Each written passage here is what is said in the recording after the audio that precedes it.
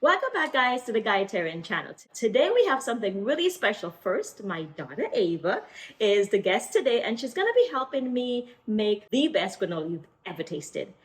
Gather all your ingredients and a large mixing bowl.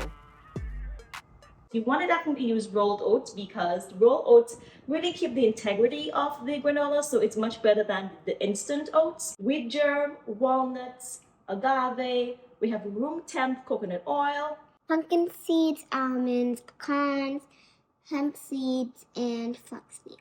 That is the coconut oil. Okay, so now we're going to pour the coconut oil in. And now we're going to go to agave. This is the big one, Ava. You ready?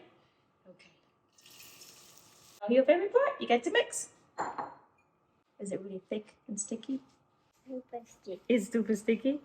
You're doing a really good job. Can mommy help you for a little bit? Sure. Okay. And you want to do the oats first after you add your liquids and really get your oats covered. Move on to your wheat germ, no flax meal. Then continue mixing. Would you like to put the walnuts in?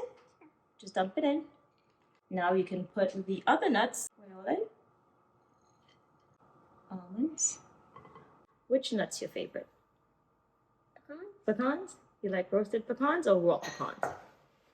Mostly roasted. You grab us the hemp hearts, which is a great source of plant-based protein. Is the last thing we have our pumpkin seeds? Yep. All right. Okay, now pour it in.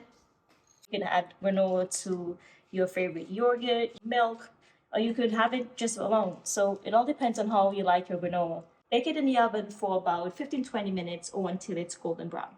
I normally don't add my dried fruits before I put it into the oven because I feel like it gets a little too sticky and it dehydrates the fruit even more. Preheat the oven at about 250 and lift it and put it onto the baking sheet. There you go. Keep going. See all the nice big chunks of pecans? There you go. Very good. I think we're good. You can just shake it up a little bit.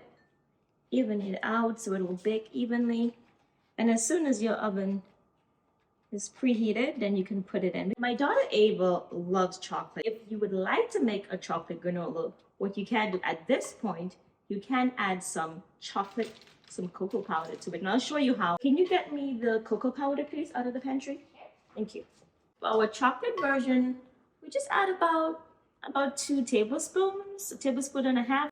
I know you're gonna love it. It's not much left. I wish you guys could smell it because it just smells of chocolate goodness. Bake it for about 15-20 minutes until golden brown. Smells like over. It's good. It's nice and toasty. You can add dried cranberries, raisins, golden berries, whatever dried fruit you like.